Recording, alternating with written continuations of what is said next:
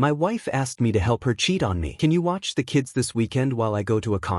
I, 37M, have been married to Rachel, 36F, for 12 years with 2 kids, Lily, 9F, and Max, 7M. I own a small accounting firm. She's a marketing consultant. For the past year, things have been off: less intimacy, more late meetings and networking events. I chalked it up to our busy lives. 3 weeks ago, I was using Rachel's laptop when a message notification popped up from Marcus with a winky face. I saw messages about this weekend and can't wait to hold you again. I didn't confront her immediately. I wanted more evidence. I checked our phone bill and found a pattern of calls to the same number during her lunch breaks. I reviewed our credit card statements. I handle our finances and discovered charges at a downtown hotel on days she claimed to be networking. Later, I accidentally saw her phone password and checked her messages while she was showering. Marcus, 39M, is her regional director. They've been sleeping together for at least 8 months. Based on the messages, I felt physically sick reading them: details about their meetups, complaints about me, inside, jokes about how oblivious I was. Yesterday was the breaking point. Can you watch the kids this weekend while I go to a conference? It's really important for my career. I smiled and said, of course. What she doesn't know is that I already saw her hotel reservation for 2 when checking our credit card statement. There is a conference, but she's booked an extra day in the honeymoon suite. I agreed without hesitation, but I've spent 24 hours planning what to do during those 3 days she'll be gone. She leaves tomorrow morning. Friday night, Rachel left this morning with a quick kiss and "Thank you so much, babe. I'll make it up to you." The relief on her face was nauseating. Once she drove away, I started my one, called my lawyer friend who was at our wedding. When I showed her the evidence, screenshots, phone records, credit card statements, she confirmed adultery could be considered in our state's divorce proceedings, especially when marital assets funded the affair. "This will get messy, Nathan," she warned, "but I've got your back. We'll start preparing the paperwork today." 2 opened separate bank accounts and transferred enough money to cover immediate expenses for me and the kids, documenting everything for the eventual financial disclosure. 3 called a realtor friend to discuss future options for our house.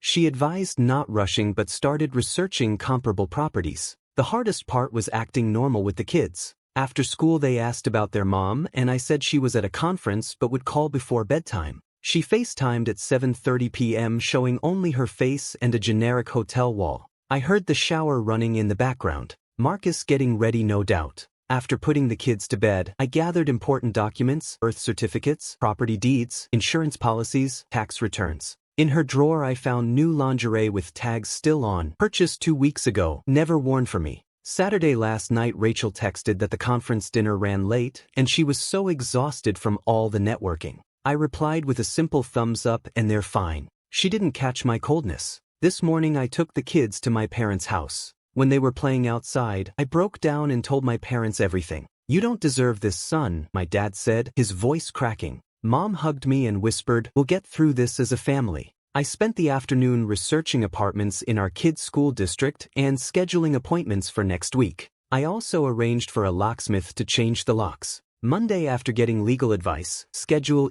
a deep cleaning service for next week. Rachel called at noon claiming she was on a break. Between sessions, I could hear bar noise in the background. After letting her talk to the kids, I stepped outside. "How's the conference?" I asked casually. "Exhausting, but good. So many networking opportunities." "And how's Marcus enjoying it?" I asked, maintaining my casual tone. Dead silence then. "What are you talking about?" "Don't insult my intelligence, Rachel. I've seen the texts, the credit card statements, the hotel charges." Her voice dropped to a whisper. "Nathan, I can explain." "Save it." I cut her off. "We'll talk when you get back. Enjoy your weekend with Marcus. It's the last one on my dime." I hung up while she was still making excuses. My phone immediately started buzzing with texts. I didn't block her number but chose not to read the messages yet. I needed to focus on finishing my plans. Update 3 Monday, Rachel came home early, arriving around 2 p.m. Yesterday. I had arranged for my parents to take the kids after school, giving us time to talk. She froze when she saw me sitting calmly at the kitchen table with a folder of evidence. "We need to talk," I said. She collapsed into a chair, tears already streaming.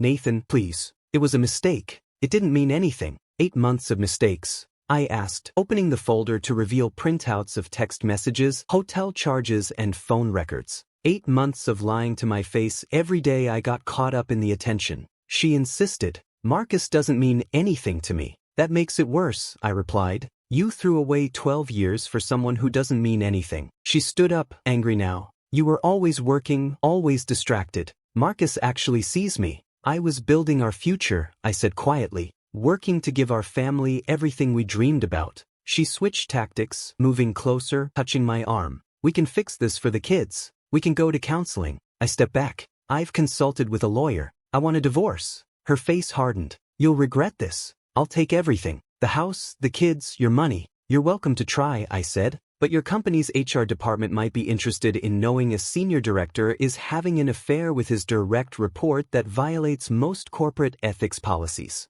Her eyes widened. You wouldn't. I don't want to, I admitted. For the kids' sake, I prefer we handle this amicably. But I will not be threatened. She broke down again. Where am I supposed to go? You can stay here tonight, I said. I'll sleep in the guest room. Tomorrow we can discuss temporary arrangements until everything's legally sorted. She asked, not knowing I had seen her hotel reservation for 2. I agreed without hesitation. But what I did during those 3 days changed our lives forever. When she returned home to find update 2 weeks later, Rachel moved in with her sister. After 3 days, we told the kids we're taking some time apart to figure things out. They start seeing a child psychologist next week. My lawyer is preparing the divorce filing. We're trying to negotiate a settlement before actually filing, which would be better for everyone, especially the kids. I sent a formal email to Rachel's company HR department with evidence of Marcus's inappropriate relationship with his direct report. 2 days later, Rachel called me furious. Marcus had been suspended pending investigation and she was temporarily reassigned. How could you do this to me? She demanded. I didn't do anything to you, I replied calmly. These are the consequences of your actions. The unexpected twist: 2 other women from their company came forward saying Marcus had inappropriate relationships with them too. Turns out my wife wasn't special, just another conquest. When Rachel found out, she was devastated and tried to reconcile, claiming she'd been manipulated, taken advantage of. Too little, too late. I found a 3-bedroom apartment in the kids' school district and signed the lease. Move-in is next week. Final update: 3 months later, the divorce isn't finalized yet. These things take time, but we have a separation agreement. I moved into my apartment 6 weeks ago. The kids stay with me Monday through Thursday, then with Rachel Friday through Sunday. During financial disclosure, my lawyer discovered Rachel had opened a credit card in my name 6 months ago. The statements were paperless, sent to an email I didn't know about. She charged thousands for weekend getaways with Marcus. Identity fraud on top of everything else. We're using this to negotiate for primary custody with generous visitation for her. Marcus was fired for violating company ethics policies. He's moved to another city, apparently blaming Rachel and telling colleagues she pursued him relentlessly. The kids are adjusting slowly, with help from their psychologist. Lily asked if we'd ever live together again. I told her that wouldn't happen, but that both of us would always love her and Max. He's quieter now, more clingy, often crawling into my bed at night, just wanting to be close. Rachel cycles through grief stages over our denial, anger, bargaining, depression. Some days she's cooperative, other days she sends rambling texts about fixing things. I remain polite but firm. I've joined a support group for people going through divorce. It helps knowing others have walked this path and survived. Dating isn't on my radar. My focus is the kids and rebuilding our lives. Some days I'm angry, some days numb, occasionally grateful.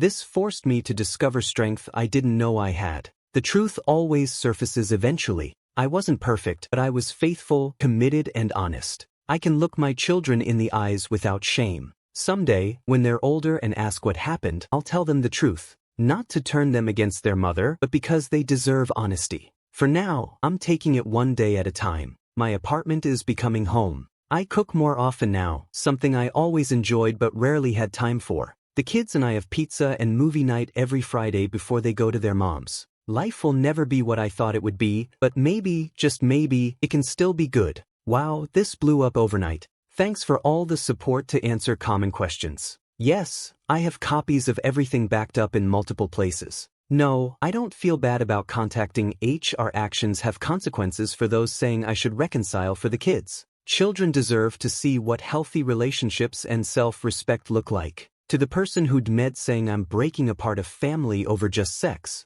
it wasn't just sex. It was months of lies, manipulation, gaslighting, and betrayal of trust. The fraudulent credit card is being handled legally through our attorneys. I didn't press criminal charges immediately to avoid complicating custody matters, but it's definitely being addressed. I probably won't post more updates. We're still in the legal process and I need to focus on healing and helping my kids adjust. Your support has meant a lot during this nightmare. Stay strong out there, everyone.